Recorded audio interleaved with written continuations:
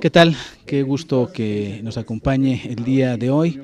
Está dando inicio la reunión de la Comisión de Hacienda y Crédito Público en la Cámara de Diputados. Se está iniciando, en este momento hay un proceso de análisis, de discusión, de reflexión en torno a los diversos aspectos que incorpora el paquete económico para el año 2015. En esta ocasión se compartirán comentarios, se plantearán preguntas, se darán respuestas desde la perspectiva de la Procuraduría de Defensa del Contribuyente.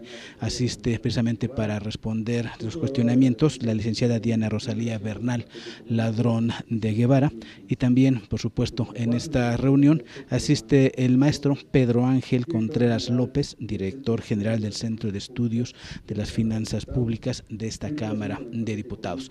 Lo queremos invitar, por supuesto, para que se quede con nosotros. Si a usted le interesa este tema, estamos seguros que será de su completo interés. El orden del día. Los legisladores que estén por la afirmativa, sírvanse a manifestarlo. Los legisladores que estén por la negativa, sírvanse a manifestarlo. Diputado presidente, mayoría por la afirmativa. Aprobado el orden del día. El siguiente punto del orden del día es la lectura, discusión y su caso aprobación de las actas de las reuniones anteriores. Solicito a la Secretaría consulte si se omite la lectura de las actas, tomando en consideración que han sido previamente distribuidas. Por instrucciones de la presidencia se consulta en votación económica si se omite la lectura de las actas de las reuniones anteriores. Los legisladores que estén por la afirmativa, sírvanse a manifestarlo. Los legisladores que estén por la negativa, sírvanse a manifestarlo. Señor presidente, mayoría por la afirmativa. Se omite la lectura. Proceda a la Secretaría a poner a discusión las actas. ¿Están a discusión las actas? No habiendo quien haga uso de la palabra, en votación económica se pregunta si se aprueban. Los legisladores que estén por la afirmativa, sírvanse a manifestarlo. Los legisladores que estén por la negativa, sírvanse a manifestarlo. Señor presidente, mayoría por la afirmativa. Aprobadas entonces las actas. El siguiente punto del orden del día es el relativo a la intervención de la licenciada Diana Rosalía Bernal Ladrón de Guevara, Procuradora de la Defensa del Contribuyente, en relación con el paquete económico para el ejercicio fiscal 2015. Es un gusto, Procuradora, tenerla con nosotros. Muchas gracias por estar aquí ante la comisión en cumplimiento de la facultad que le otorga la ley, y le cedemos el uso de la palabra sin mayor preámbulo.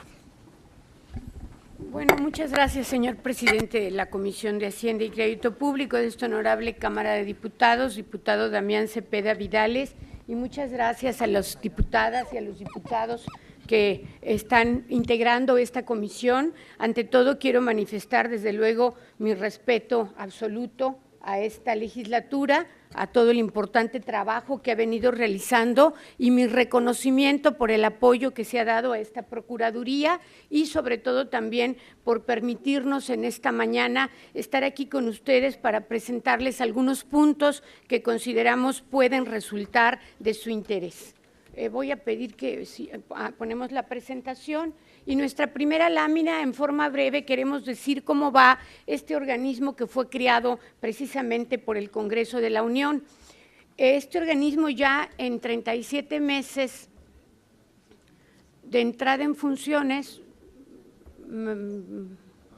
en 37 meses que tenemos de entrada en funcionamiento, iniciamos operaciones el 1 de septiembre del año 2011, hemos ya prestado más de 100,000 servicios, hemos superado las 62,000 asesorías, hemos recibido 18,000 quejas contra autoridades fiscales con un monto de más de 22,000 millones de pesos, y 8 de cada 10 quejas se están resolviendo favorablemente a los contribuyentes. Tenemos más de 7,000 medios de defensa interpuestos, y en los que nos han concedido ya la sentencia tenemos un porcentaje de 71% de resolución favorable. Y de esta nueva facultad que nos concedió esta honorable legislatura, el acuerdo conclusivo, ya tenemos más de 600 solicitudes de acuerdos conclusivos. En la siguiente lámina tenemos que ya hemos emitido también 6 recomendaciones sobre problemas sistémicos de los contribuyentes, 24 análisis sistémicos también en esa línea, 207 consultas particulares presentadas por empresas o personas físicas sobre su situación fiscal en concreto. En 3 años ya logramos abrir 29 delegaciones en 29 entidades de la República que ya se encuentran operando y tenemos 40 convenios de colaboración a nivel nacional, entre los que destacan los firmados con el Consejo Coordinador Empresarial, con la Asociación de Bancos de México, con la UNAM y con la Asamblea Legislativa del Distrito Federal, entre otros. Pasamos a la siguiente lámina. Y aquí queremos comentarles, diputadas, diputados, cómo se ha incrementado la prestación de servicios por parte de la Procuraduría. Gracias a que hemos ido paulatinamente dándonos a conocer, hemos tenido en el primer año de nuestro ejercicio, tuvimos un incremento, en el segundo año del 270% respecto al primero. Del 2013 al 2014, un incremento del 98%. Y desde que iniciamos operaciones, nuestro incremento global en la prestación de servicios es de 634%. O sea que realmente nuestro crecimiento es exponencial y ahorita presentamos un crecimiento de 6.3 veces y consideramos que a medida que seamos más conocidos, seguiremos creciendo en la demanda de servicios. En la siguiente lámina podemos precisamente observar esta tendencia. Esto nada más se refiere a las quejas presentadas por el contribuyente. Expongo a ustedes que en 2011 apenas fueron 269, si bien solo elaboramos 4 meses, y en 2014, al mes de septiembre, llevamos 12,246 quejas contra autoridades fiscales. En la siguiente lámina tenemos las quejas por autoridad fiscal. El que tiene más quejas, esto es a nivel nacional, es el SAT, con un 70%, un poco más de 70%. Después sigue, en segundo lugar, las autoridades coordinadas de las diferentes entidades federativas, con 2,218. En tercer lugar está el IMSS y en cuarto lugar Infonavit. Y con agua, pues tiene ya nada más 29 quejas. En la siguiente lámina tenemos las recomendaciones emitidas. Nosotros somos, como ustedes muy bien lo saben, un ombudsman, un defensor no jurisdiccional de los derechos de los contribuyentes, y así tenemos que de las 10,612 quejas en las que ya hemos dictado una resolución, solamente tenemos 78 recomendaciones, 66 en oficinas centrales y 12 en delegaciones. ¿Por qué? Porque en la siguiente lámina verán que de las quejas interpuestas por los contribuyentes, el 82.5 se resuelven a favor y solo 17.44 no alcanzan una solución favorable al contribuyente. Esto representa, si me permiten decirlo, por una parte, la eficacia y operatividad de este organismo creado por el Congreso, y por otra parte también representa la buena disposición que han tenido las autoridades fiscales para trabajar en coordinación con nosotros y solucionar por medios no judiciales los conflictos con los contribuyentes, gracias a la intervención de la Procuraduría. En esta ocasión, gracias a su convocatoria institucional, queremos presentar las 5 principales problemáticas detectadas por nosotros en el presente año. Tenemos muchas problemáticas, pero creemos que estas son las de mayor interés y las de más envergadura. La primera es malas prácticas administrativas en devoluciones. La segunda son problemáticas vinculadas con el régimen de incorporación fiscal. La tercera, cartas de invitación a personas físicas y morales. La cuarta, suspensión de actividades de personas morales, las vamos a explicar enseguida. Y la quinta, los retenedores, omisiones y errores en constancias. Pasamos a la primera, que es una situación que ha dado mucho de qué hablar, porque incluso el propio Gobierno federal, en voz del señor secretario Luis Videgaray, ha explicado que se encontraron con que había una gran frecuencia en las devoluciones que estaban concediendo y que el monto de las devoluciones en cuanto a porcentaje superaba el monto de la recaudación de IVA. Entonces, esto trajo como consecuencia que el SAT, eso le corresponde decirlo al SAT, pues ahora sí que reflexionara sobre su normatividad, pero que por lo pronto haya presentado presentado mucho problema en las devoluciones, específicamente de IVA. Y así lo señalamos aquí, que uno de los problemas más comunes de los contribuyentes es que carecen de información sobre el estado de su solicitud de devolución. Lo que voy a tratar de hacer es exponer cómo esta problemática del rezago en devoluciones de IVA llega a la Procuraduría y cómo la Procuraduría, que es como un pulpo con diversas facultades, la aborda a través de sus diversas facultades. Por ejemplo, en su primera facultad de asesoría, como les digo, nos llegan contribuyentes que presentaron su devolución y siquiera saben en qué estado se encuentra. Y nos llegan muchas empresas y personas físicas con actividad empresarial que en materia de IVA tampoco obtienen su saldo a favor y tienen requerimientos excesivos, extemporáneos y necesarios. En la siguiente lámina vemos cómo los apoyamos. Los asesoramos y si es necesario les promovemos un juicio. Entonces tenemos nuestra área de defensa legal en donde ya se han obtenido sentencias del Tribunal Federal de Justicia Fiscal donde se resolvió, como lo propuso Prodecon, que los requerimientos extemporáneos carecen de validez y se condenó a la autoridad a devolver el saldo, porque como ustedes saben, pues si la autoridad no devuelve en tiempo el saldo, si bien genera intereses, pues no tiene realmente sanción el que haga un requerimiento extemporáneo. Y el tribunal resolvió que la sanción es que le devuelva al contribuyente. Otros contribuyentes que se quejan de este problema pasan a nuestra área de quejas. Allí la devolución de impuestos ha sido la queja más recurrente a nivel nacional. Sin embargo, hemos logrado liberar numerosos trámites y obtener saldos a favor tanto de personas físicas a quienes se les objetaban sus deducciones, como de empresas con gran retraso en devoluciones de IVA.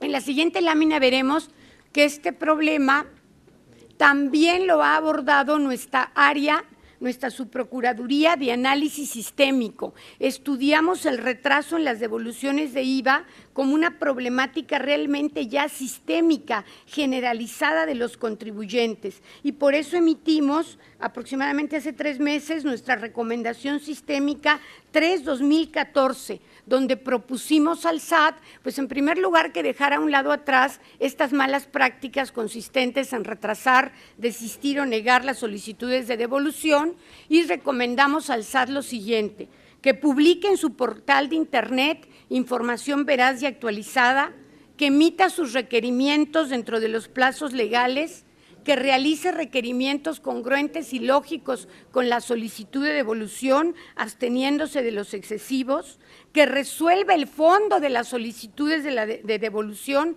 y no simplemente tenga por desistido al contribuyente, y algo muy importante, que respete y reconozca la presunción de buena fe de los actos de contribuyente, porque a veces el que un contribuyente vaya a solicitar una devolución de un saldo, podemos en este caso hablar de IVA, lo que genera es que la autoridad le ejecute facultades de comprobación, le ejerza facultades de comprobación. O sea, se está dando mucho la actuación de las autoridades en cuanto a que consideran que los contribuyentes están tratando de defraudar al Servicio de Administración Tributaria al promover una devolución. Desde luego nosotros pues no estaríamos nunca a favor de eso, pero no deben pagar justos por pecadores. Y la ley es muy clara en cuanto a los requisitos y plazos que el SAT tiene que cumplir para proceder a la devolución. Y sobre todo hay que partir de la buena fe del contribuyente, como lo mandata la propia Ley Federal de Derechos del Contribuyente, aprobada también por este honorable Congreso de la Unión. Bueno, en la siguiente lámina, para poder resolver todas estas malas prácticas, nosotros le propusimos al SAT, en otra de nuestras facultades, que modificara su normatividad interna, y emitiera nuevas estrategias para regular sus facultades de comprobación respecto de los contribuyentes que solicitan devoluciones. Y obtuvimos algo muy bueno, algo inédito. El SAT se comprometió, emitiendo una nueva estrategia interna, a que cuando ejerza facultades de comprobación a los contribuyentes, que como ustedes saben puede ser en un plazo normal de 90 días o en un plazo extraordinario de 180 días, la resolución que niegue la devolución o la devolución del saldo tendrán que ocurrir dentro de ese mismo plazo, porque lo que ahorita pasa es terrible, perdón. Tenemos contribuyentes que les terminaron las facultades de comprobación, por decir algo, en febrero, y es el mes de julio y no les resuelven sobre su devolución. Entonces, el contribuyente realmente está en un estado pues de indefinición y de indefensión. Y luego este tema de IVA, también en la siguiente lámina veremos que lo hemos podido abordar desde el punto de vista de la nueva facultad, la siguiente lámina, si son tan amables, que es nuestra facultad que nos dieron ustedes, que es la de acuerdos conclusivos. Y en acuerdos conclusivos ya hemos firmado acuerdos donde los contribuyentes han convenido con el SAT a través de la intervención de la Procuraduría tributar a la tasa general del IVA, y la autoridad fiscal ha respetado su forma de tributación previa. Y a continuación, diputadas y diputados, pues les exponemos varios criterios que la Procuraduría elabora para tratar de regular o de incidir sobre estas malas prácticas de las autoridades fiscales y que son publicados en nuestra página. En respeto del tiempo, no leeré los criterios y allí quedan a su mejor conocimiento, y pasamos al siguiente problema, otra lámina por favor, que es el régimen de incorporación fiscal. En general la Procuraduría considera que este régimen es positivo, sin embargo quisimos expresar ante ustedes que hemos tenido pues contribuyentes que se han presentado con diversos problemas en relación con el régimen de incorporación fiscal. El primer problema es que muchos contribuyentes estaban en el REPECOS y no se habían dado de baja. Cuando los pasan automáticamente al RIF, pues van y dicen, oye, pues yo realmente ya no estaba en el régimen de REPECOS y no veo motivo para que me incorpores al RIF. Entonces allí las autoridades coordinadas, que eran las que administraban el régimen, no querían dar de baja a estos contribuyentes si no pagaban sus cuotas, pero los contribuyentes no iban a pagar unas cuotas porque ya habían suspendido actividades. Obtuvimos allí importantes acuerdos con las autoridades locales, tanto por mencionar algunas, pero fueron varias del Distrito Federal, de Michoacán y de diferentes entidades federativas, para que sí se les permitiera darse de baja sin pagar las cuotas que, según las autoridades, adeudaban. En la siguiente lámina, un problema muy importante que hemos visto es la imposibilidad que tienen varios contribuyentes de incorporarse al RIF porque tienen otras fuentes de ingresos. O sea, si un señor, por ejemplo, es un pensionado, es un jubilado y además tiene un pequeño changarro, una miscelánea, una ferretería, inicialmente no podía tributar en régimen de incorporación fiscal por tener otra fuente de ingresos, aunque con su miscelánea y su pensión no superara los 300,000 o 400,000 pesos anuales. Esta prohibición también iba para todos, para los que tuvieran ingresos por arrendamiento, para los que tuvieran ingresos por intereses y, muy grave, para los franquiciatarios, o sea, quien compra una franquicia en México no es un potentado. Y en muchos casos hay franquicias muy pequeñas que a lo más que logran los que tienen la franquicia es tener un ingreso muy inferior a los 2 millones de pesos. Todos estos quedaron excluidos del RIF y también los miembros de sociedades cooperativas o de clubes deportivos. Trabajamos esta problemática con el SAT, porque tuvimos numerosas quejas relacionadas con este tema, ¿no? Muchos contribuyentes que no se podían incorporar en el RIF por tener una fuente de ingresos diversa, o también hemos tenido contribuyentes que han visto fallas en las bases de datos y la plataforma electrónica del SAT. Y a través del procedimiento de queja logramos que se incorporaran al régimen. Pero aquí nos fuimos al amparo. En defensa legal promovimos juicio de amparo indirecto contra algunos aspectos del régimen de incorporación fiscal. Primero, que el régimen se considere cedulario, o sea, que se considere que es solo la fuente de ingresos en materia empresarial la que debe contar en cuanto al monto de ingresos para poder acceder al régimen, pero sobre todo la segunda, que se incorporen aquellos contribuyentes que son franquiciatarios, incluso hemos trabajado con la Asociación Mexicana de Franquicias, y los que perciben ingresos por arrendamiento. Estos amparos los tenemos promovidos y pues tenemos la firme expectativa de poderlos ganar en beneficio de los contribuyentes.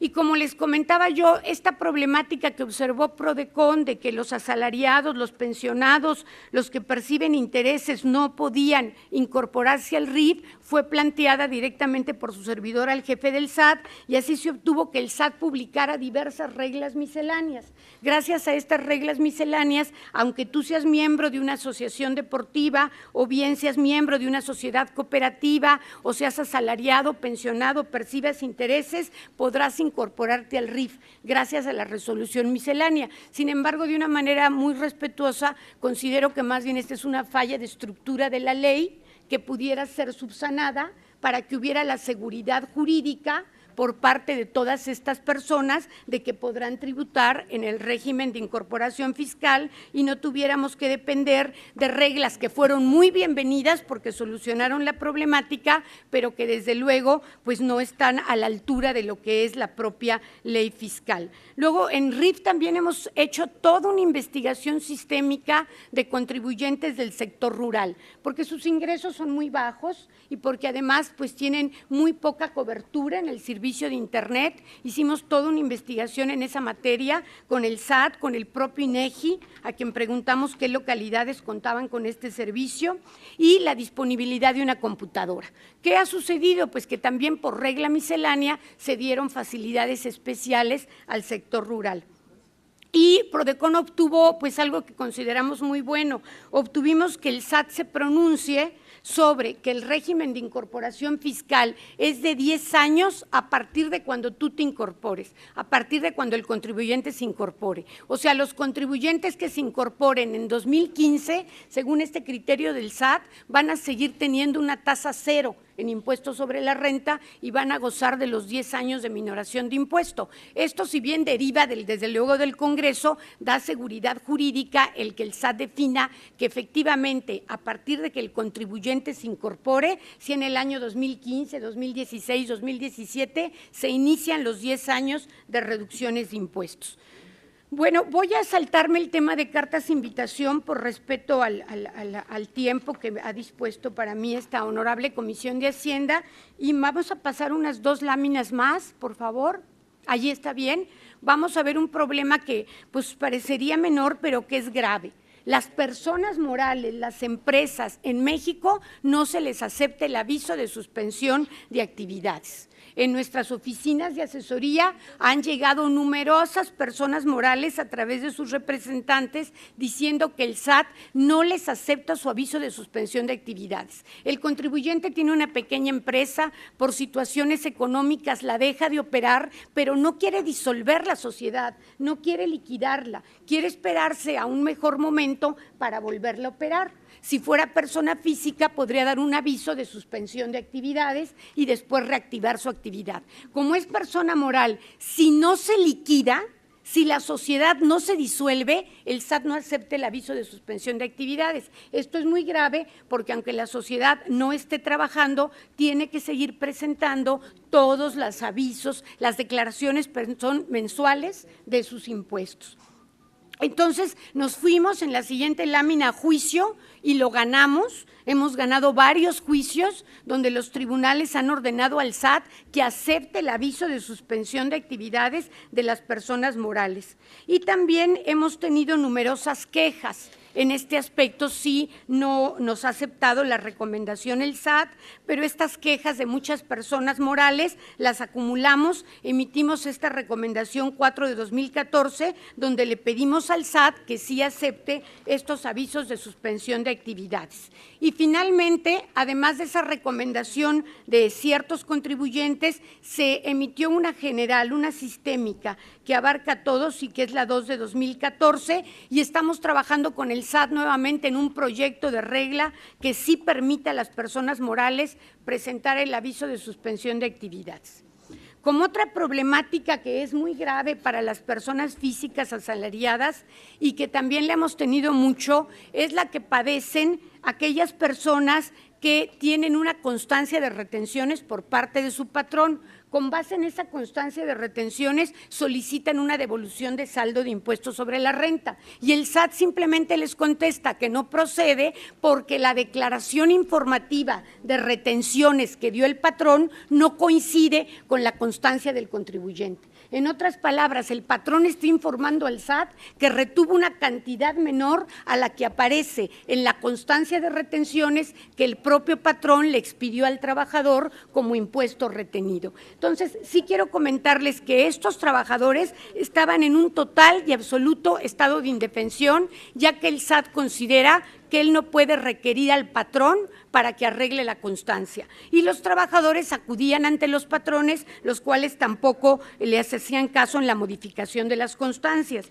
Sin embargo, pues además de que hemos promovido ya demandas, la siguiente lámina, donde obtuvimos un criterio favorable del Tribunal Fiscal, donde se dice que es ilegal negar la devolución de saldo a favor cuando el SAT aduce inconsistencias entre lo señalado por el trabajador y lo expresado por el patrón, además de haber ganado esas sentencias que solo amparan a los contribuyentes a los que les promovimos el medio de defensa, hemos también promovido quejas. Y que aquí ha sucedido una cosa muy interesante, esas quejas las hemos promovido contra los retenedores, contra las empresas.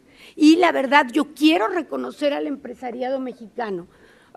Voy a poner un porcentaje de 100 empresas requeridas en la queja como autoridades fiscales en cuanto que están reteniendo para que regularicen las constancias de sus trabajadores, solo una se ha negado.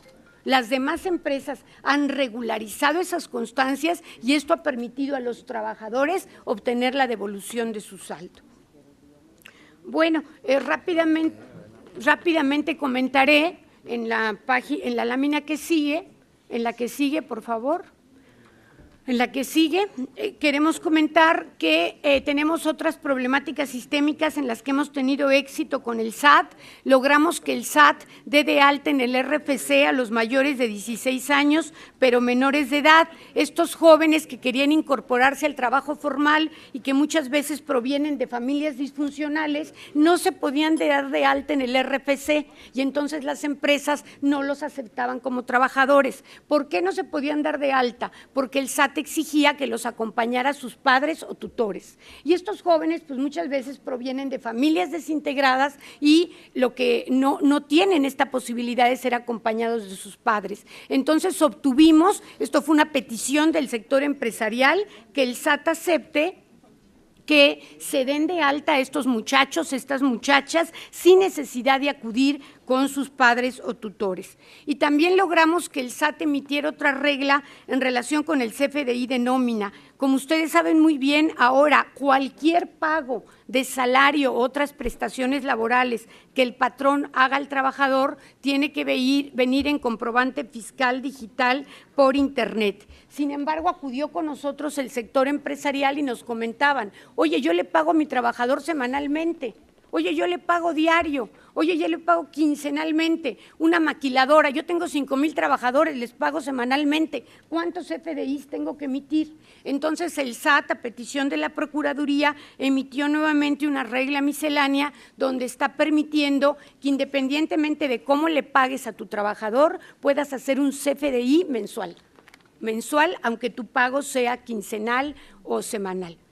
Y voy a tomarme, si es factible, diputado, muchísimas gracias, unos minutos más, porque realmente quiero platicarles en forma breve de esta figura tan importante que ustedes, esta legislatura, tuvo a bien crear, y que son los acuerdos conclusivos. Los acuerdos conclusivos los estamos considerando y el viernes tenemos un foro en que desde luego nos distinguirían con su presencia, tienen en sus manos la invitación, tenemos un foro internacional, pero en México es el primer medio alternativo de solución de conflictos en materia fiscal. Entonces permite que cualquier diferencia entre SAT y contribuyentes se judicialice. opera en el espacio en que el contribuyente es más vulnerable, en las auditorías practicadas por las autoridades fiscales, y permite terminarlas anticipadamente con beneficios económicos para ambas partes. La Procuraduría actúa como un intermediario que da transparencia al proceso y a la negociación o transacción propia de cualquier auditoría. En una auditoría llegan las autoridades fiscales, llegan los auditores, ven la situación fiscal del contribuyente y a lo mejor le hacen una serie de observaciones en las actas de visita o en los oficios respectivos. Anteriormente, pues el contribuyente tenía que esperar a que concluyera la visita y a que la autoridad emitiera la liquidación. Gracias a la figura aprobada por esta legislatura, puede tener una solución anticipada en el procedimiento de auditoría, llegando a una negociación con la presencia de PRODECON con la autoridad fiscal. Siguiente lámina, por favor. La siguiente. Y queremos comentarles los primeros logros. Ya tenemos más de 600 acuerdos, tenemos desde pequeños, tenemos un carpintero que se fue al acuerdo conclusivo, hasta empresas multinacionales que han acudido al acuerdo conclusivo y que incluso han tenido que consultar con sus corporativos internacionales para firmarlo, pero que lo ven como un área de oportunidad para regularizar su situación fiscal. Y bueno, como verán, ya son muchas las autoridades por las que se ha presentado acuerdo conclusivo. Hemos obtenido que el SAT acepte que el impuesto a cargo del contribuyente se pague incluso en parcialidades o diferido, y la autoridad ha aceptado como forma de pago la compensación o las pérdidas. Esto es en general el trabajo sustantivo de la Procuraduría y las áreas de oportunidad que vemos. Brevemente comentaré en la siguiente lámina, ya muy brevemente, que el área de cultura contributiva pues ha publicado ya 15 cuadernos de estudios fiscales, ya tenemos un manual del docente para la asignatura Los derechos de los contribuyentes y su defensa, hay una cátedra en la Facultad de Contaduría de la UNAM que habla sobre los derechos de los pagadores de impuestos y que utiliza este manual, y gracias a esta legislatura y a legisladores integrantes de la misma, tenemos ya unas iniciativas para el Premio Nacional de Cultura Contributiva y el Día Nacional del Contribuyente, que están en proceso de dictamen en esta honorable Cámara de Diputados. Y en la siguiente lámina vemos un dibujo ganador de 2 concursos que hemos hecho a nivel nacional de dibujo infantil sobre la importancia de pagar impuestos. Como verán en este dibujo, pues dice cómo estaría la sociedad pagando nuestros impuestos, pues tenemos agua, tenemos parques, tenemos carreteras y sin pagar impuestos. Realmente nos ha maravillado la inventiva, la originalidad de los niños y jóvenes, y estos han sido premiados. Y como última lámina, penúltima lámina, diputados y diputadas, es el crecimiento de las delegaciones de PRODECON. En 2012 creamos 8, en 2013 18 y en 2014 3, para tener un total de 29 delegaciones, como lo muestra este mapa. Además, ya también tenemos la certificación ISO 9000. Tenemos 18 procesos de la Procuraduría, tanto de prestación de servicios como de dirección y de gestión de recursos, certificados por la norma oficial mexicana. Y finalmente queremos compartirles, ahora sí en forma final, y disculpando los 5 minutos que tomé de más, diputados y diputadas, señor presidente, tenemos este proyecto de hacer un reporte de tiempos y movimientos para que todos los funcionarios públicos de PRODECON pongamos cómo estamos distribuyendo nuestro tiempo, podamos tener así una administración pública moderna y eficaz. Es un programa piloto donde cada funcionario de PRODECON debe reportar diariamente a través de programa electrónico lo que está haciendo, en forma detallada y cronológica, a fin de evaluar su desempeño. Y con esto queremos hacer un ejercicio de transparencia y cambio de mentalidad en el servidor público, exigir resultados, detectar talento, y a mediano plazo el objetivo es publicar este reporte en la página de internet. Esto sería lo que de manera respetuosa la Procuraduría de la Defensa del Contribuyente y su servidora como titular de la misma pone a la consideración de ustedes, señores diputados y señoras diputadas, y quedamos en la mejor disposición de resolver cualquier comentario, inquietud al respecto. Muchísimas gracias.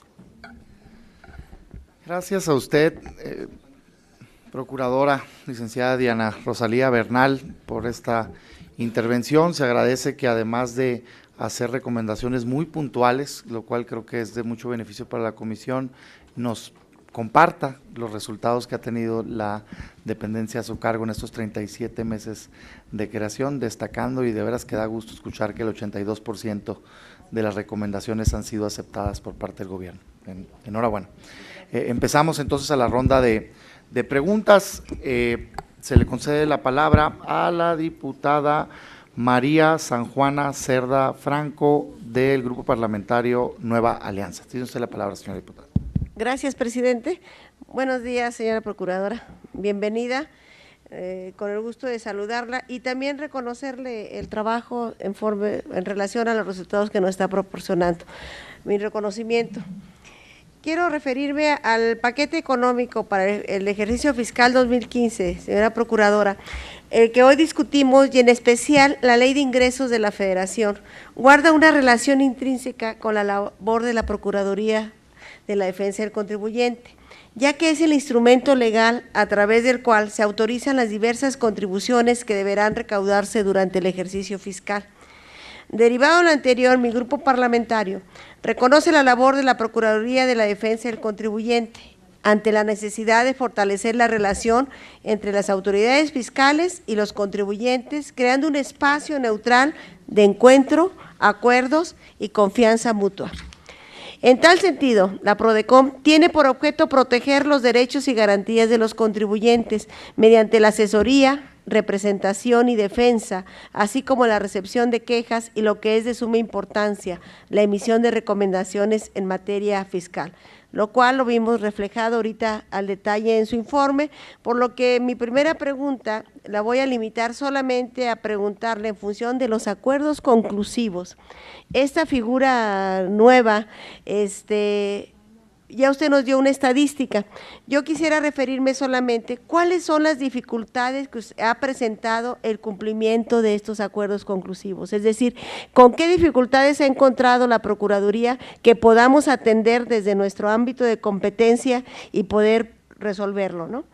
Por otro lado, durante la discusión de la reforma hacendaria, el grupo parlamentario que represento propuso reserva a la fracción cuarta del artículo 28 del Código Fiscal de la Federación, con la intención de liberar de la obligación de ingresar de forma mensual la información contable a través de la página de internet del SAT cuando el contribuyente se encuentre en poblaciones o en zonas sin servicios de internet. Lo anterior derivó en el párrafo segundo de la fracción tercera del artículo segundo transitorio del Código Fiscal de la Federación, que establece que el reglamento del Código y las disposiciones de carácter general que emite el SAT deberán prever la entrada en vigor escalonada de las obligaciones ahí previstas, debiendo diferenciar entre las distintas clases de contribuyentes y considerar la cobertura tecnológica según las regiones del país. Al respecto, ¿cuál es el seguimiento que ha dado la autoridad para que se cumpla dicho transitorio? ¿Cuántas quejas han derivado por incumplimiento de dicho transitorio? Finalmente, es importante el tema de los impuestos especiales, principalmente los que tienen que ver con los hábitos nutricionales de los mexicanos, y en ese sentido, para abatir la obesidad en niños y jóvenes del país, a la atención que le hemos puesto particularmente, queremos su opinión. ¿Considera necesario usted establecer una disposición transitoria, como en la Ley de Ingresos vigente, que establezca que el impuesto especial sobre producción y servicios aplicables a las bebidas saborizadas deberán destinarse a programas de combate a la desnutrición, a la atención y prevención de la obesidad y enfermedades crónico-degenerativas relacionadas, así como el acceso al agua potable en zonas rurales, en escuelas y espacios públicos? Es decir, su opinión muy profesional y dentro de la Procuraduría, si es conveniente clarificarlo dentro de la Ley de Ingresos, porque no hemos tenido resultados hasta ahorita en ese momento. Muchas gracias por sus respuestas.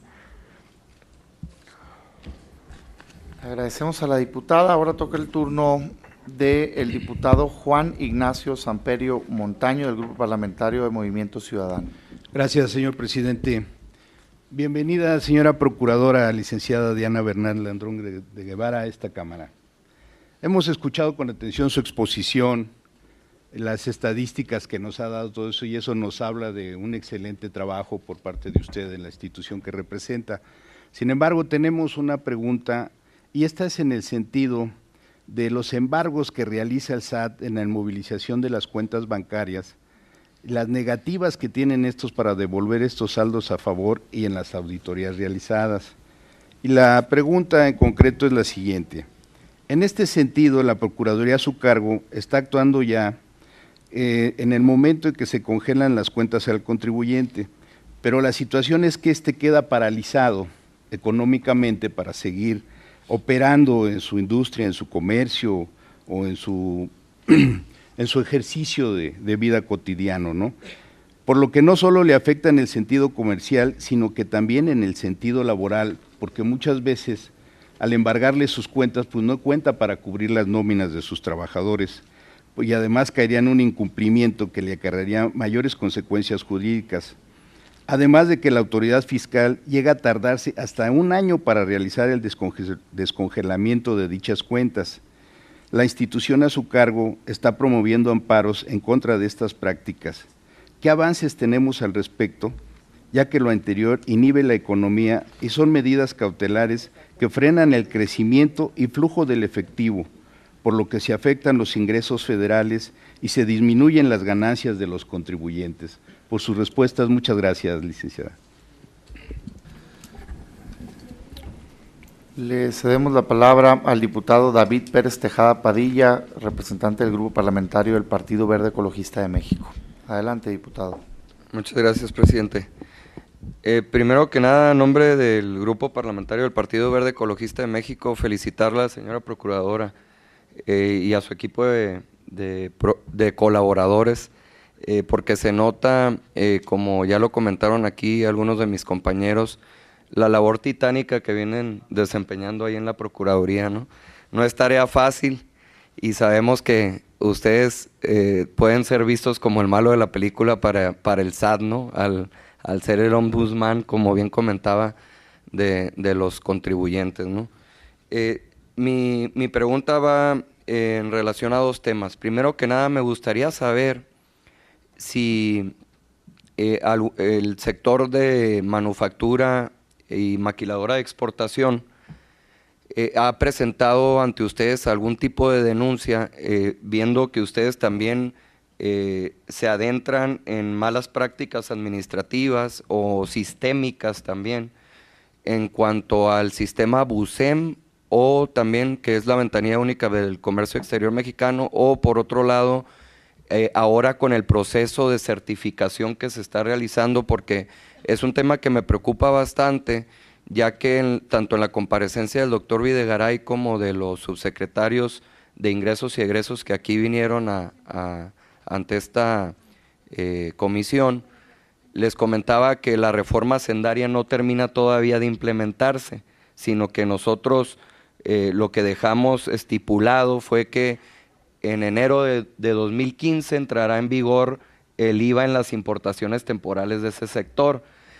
También había quejas, yo le reconocí al jefe del SAT que estuvo aquí presente, que había apertura por parte de ellos, que estaban escuchando a INDEX, que viene siendo el organismo empresarial que los conglomera a ellos, pero si bien es cierto, había algunos candados para sectores como el textil, en el cual había problemas, ¿no?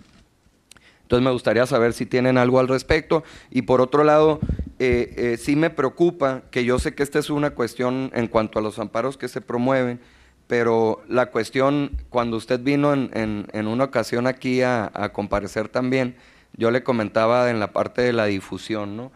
Sí veo en el caso de Baja California, ya tuve una reunión con el delegado y sí veo una disposición de ellos de sentarse a dialogar y tener esas giras de trabajo para sentarse con las diferentes cámaras, asociaciones, colegios, para dar a conocer. Yo creo que es primordial eso de dar a conocer la labor que ustedes desempeñan, porque por la falta de desconocimiento, y hacia allá es donde voy, de los ciudadanos y los contribuyentes más que nada, por ejemplo, el tema de la suspensión de actividades para las personas morales, usted bien lo comenta que solo amparan a los promoventes del medio de defensa. Entonces, sí es bien importante, porque yo he conocido casos de gente del sector, porque pues también, aparte de diputado, previo a esto, pues nos dedicamos de lleno a la actividad productiva, pero sí tenemos conocimiento de personas que batallan, ¿no? Le batallan al día a día con estos temas, ¿no? Entonces, le agradecemos su disposición y tiempo por venir aquí a resolver nuestras inquietudes. Muchas gracias. Muchas gracias, diputado. Toca el turno al diputado Silvano Blanco de Aquino, del Partido de la Revolución Democrática. Adelante, diputado. Gracias, presidente. Pues bueno, reconociendo el esfuerzo que hace la Procuradora con las limitaciones propias que se tiene en el país, porque es común que en México, pues nosotros tenemos figuras avanzadas en teoría, pero en la práctica poco pueden hacer a veces nuestras instituciones, por las propias limitaciones jurídicas que se tienen. Pero bueno, digo, en este caso, felicitarla por ese esfuerzo que ustedes, a pesar de las limitaciones que existen. En la reforma fiscal anterior que se aprobó aquí en la Cámara de Diputados, a final de cuentas se dio el mismo proceso que se ha venido dando durante muchos años. Es decir, que el país subsidia a los grandes empresarios de México, y esto ha sido durante décadas. Se ha utilizado los recursos del petróleo para exentar del pago de impuestos a los grandes empresarios. Y nosotros proponíamos que se modificara el estado de cosas, que se suprimiera estos regímenes especiales que existen todavía, aunque se trató de disfrazar en la propuesta anterior, y que pues el tema de la consolidación fiscal iba a desaparecer como tal, y no es cierto. Es decir, solamente se dio un maquillaje en este sentido, y esos grandes contribuyentes no siguen pagando prácticamente, y la reforma recaudatoria que se hizo el año pasado recayó nuevamente en la misma base tributaria.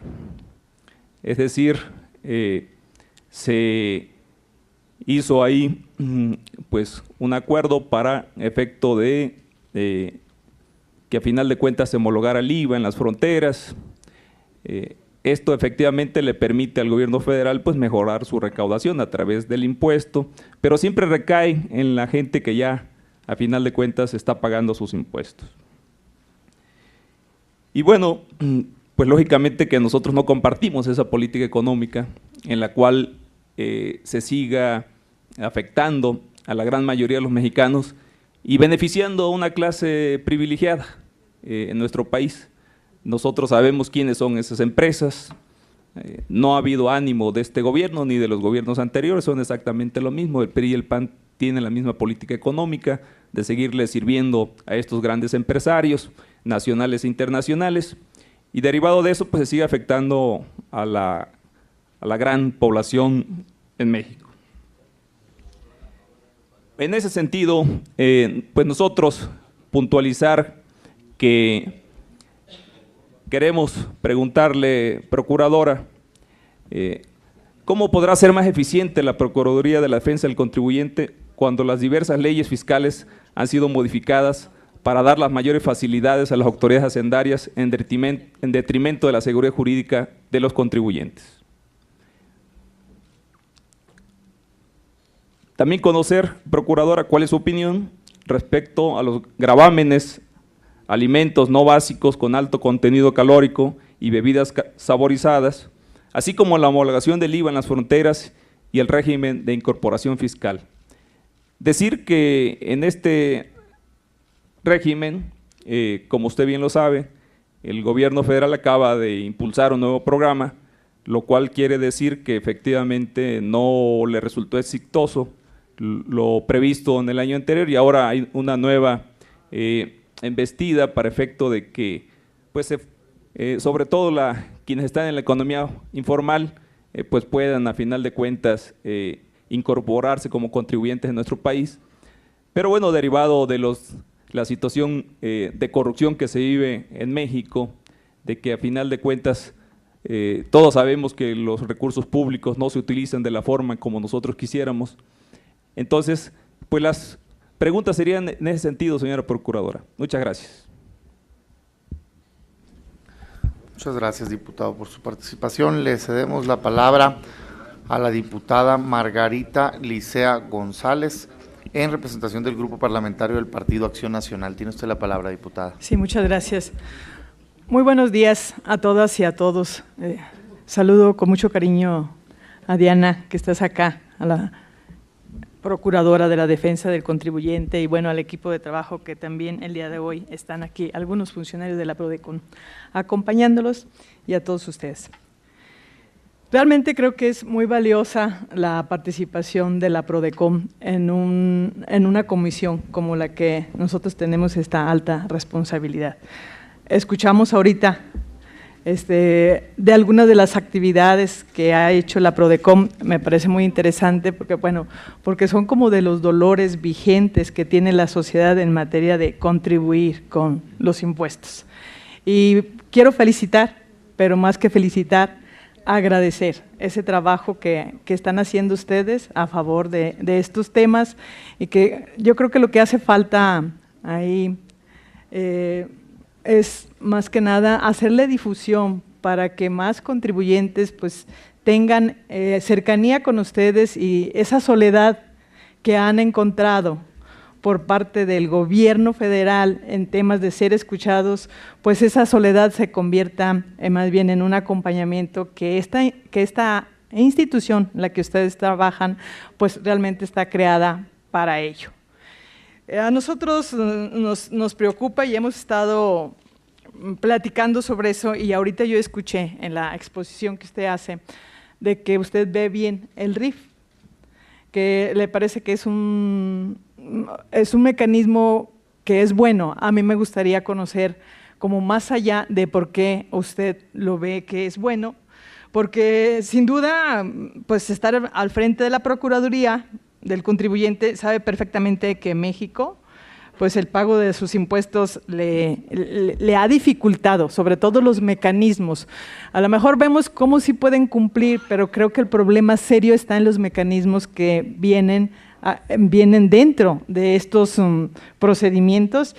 Y ahí, aunque se dice que para el tema rural, pues ya se ha trabajado y hay una disposición donde efectivamente hay otra opción, que incluso aquí el subsecretario decía que con una simple llamada por teléfono, y yo pues me quedé con ganas de preguntarle que hay comunidades que ni teléfono tienen y a veces el que tienen no funciona. Y entonces, ¿cómo finalmente resuelves ese problema con una simple llamada? Porque creo que la parte seria que está ahí es la psicosis que aguarda de que te va a llegar Hacienda y que tú no tienes los elementos para comprobar que realmente tuviste la intención. A nosotros aquí como diputados y como integrantes de la comisión, pues nos han preguntado, oye, ¿qué tengo que guardar para decir que ya cumplí? Cuando voy a la Secretaría de Hacienda, voy al SAT y les digo, oiga, no pude entrar, no pude hacer mi declaración, tengo estos mecanismos y incluso al funcionario que te encuentras, no todos traen un criterio uniforme de cómo debe operar el RIF. Entonces a mí me llama la atención que usted lo vea bien cuando son miles de microempresarios que han venido aquí a esta Cámara a ser escuchados y ser escuchados por las diferentes fracciones. A mí me extraña mucho que ahorita el PRD diga pues que es asunto del PRI y del PAN, cuando finalmente ellos tuvieron en sus manos la reforma, el proyecto de reforma hacendaria y vieron todos los inconvenientes que venía, sin embargo, la apoyaron. Y ese apoyo pues ha estado en discurso hacia los ciudadanos, pero en la operación y en la práctica no ha pasado nada. Entonces, creo que ahí hay una situación que sigue vigente, el problema del RIF. Y yo le quiero hacer otra pregunta también, Procuradora. O sea, si ustedes están… ¿Cuál es la opinión que les merece el programa de Crezcamos Juntos? Si de verdad le ven una solución, porque sinceramente viene acompañado de una exposición de motivos que en la práctica no tendría nada de realidad. También yo aquí aproveché la visita del señor subsecretario para preguntarles con 277 pesos que están dándole facilidad a un rubro de los pequeños contribuyentes para atenderlos y decir, sabes que tu problema está muy sencillo, con 277 pesos yo te dejo en un régimen, nada más das tu nombre y dices tu actividad, pero además vas a tener acceso al seguro social, vas a tener acceso a tener créditos para que tengas una vivienda, vas a tener acceso a que puedas tener previsión social. Y a mí eso se me hace irresponsable, que cómo sales a la calle a decir que efectivamente si te mantienes en ese régimen tienes esas oportunidades, que ¿quién va a pagar? ¿Quién va a pagar con 277 pesos? Ni siquiera ni una posibilidad ni de renta, ni de luz, ni teléfonos, mucho menos crecer. Entonces, ustedes traen una gran experiencia porque tienen muy vivo cuál es la problemática en este sentido. Si alguien puede saber cómo se da ese tejido de dolor en ese sentido. Diputada, si nos hace favor de concluir la participación, sí, por favor, por respeto al tiempo. Estamos siendo tolerantes, pero para respetarnos todos. De acuerdo. Voy a cerrar, pero quiero preguntarles a ustedes, ¿realmente ven que esto puede ayudar? ¿O nosotros vemos que este problema más bien viene de tener un padrón de decir tú eres y me la debes? Entonces me parece que no resuelve un asunto. Yo le quiero preguntar a ustedes porque reconocemos, esa es una pregunta que me gustaría que me contestara porque es apoyarlos a ustedes. Reconocemos que ustedes nos ayudan mucho en el tema. ¿Considera necesario que este Poder Legislativo deba realizar reformas diversas a los ordenamientos, como la Ley Orgánica de la Procuraduría, para fortalecer su papel como defensor de los derechos del contribuyente? O sea, ¿en qué les ayudamos para que realmente pues, sea más contundente el trabajo de acompañamiento? Diputada, son sí, ya más de 2 minutos y medio muy bien, de exceso en el tiempo. Le pido, estamos muchas siendo gracias, muy tolerantes, pero le pedimos concluir, por favor. Gracias. Ya. Lo otro ya les pregunté de los repecos y del programa Crezcamos Juntos. Gracias, diputada. Sí, habrá oportunidad de uso de otra oportunidad para preguntar. Por último, en la última participación, la diputada Elsa Patricia Araujo de la Torre, del Partido Revolucionario Institucional. Adelante, diputada. Muchas gracias, presidente. Primeramente, bienvenida, licenciada Diana Bernal. La realidad que da gusto escucharla, con el entusiasmo y el compromiso con el que está defendiendo a todos estos contribuyentes. Yo creo que el objetivo de la PRODECOM se está cumpliendo y bastante bien. Muchas felicidades. Es un tema difícil, ¿verdad?, el tener que asesorar, representar y defender a todos los contribuyentes, lo mismo que atender tanto sus quejas como sus recomendaciones. La información de las cifras que usted nos ha dado, pues quiere decir que sí está habiendo una buena respuesta en relación a ser intermediarios con estas autoridades, ¿verdad? Preocupación que siempre tuvimos nosotros al hacer toda esta serie de modificaciones y hacer una nueva reforma hacendaria, pero que efectivamente cumpliera con el requisito, que fuera fácil, que fuera sencilla, en la que todos y cada uno de los mexicanos pagáramos nuestros impuestos, porque creo que es un trabajo que deberemos de hacer en conjunto. Por supuesto que, como todas las cosas, podrá, y siempre lo hemos comentado, podrá haber algunas modificaciones o mejoras. Es por esto que yo le pregunto, referente a lo que fue lo que le llamamos el cambio de los repecos al RIF, y nos comentaba cuáles han sido las dificultades, en qué más nosotros como soberanía podemos contribuir para que esas modificaciones se logren y que así efectivamente ellos puedan pagar de una manera sencilla, de una manera simple. Nuestro compromiso era que inclusive ni siquiera un contador se requiriera para poder hacer estos pagos. Esa es una de las preguntas, ¿verdad? Otro comentario que también teníamos acerca de las propuestas que recientemente se han vertido en torno a la necesidad de ampliar las atribuciones de la PRODECOM ante otros órganos que ejercen facultades en materia fiscal y que pueden vulnerar las garantías de los contribuyentes, tales como el IMSS o el Infonavit. Y en las autoridades fiscales. ¿Cuáles pudieran ser eso? Por su respuesta, muchas gracias y felicidades nuevamente. Muchas gracias, compañera diputada. Con esto concluimos la ronda de preguntas. Le cedemos la palabra a la licenciada Diana Rosalía Bernal Ladrón de Guevara, procuradora. Tiene el turno para responder los cuestionamientos. Adelante, procuradora.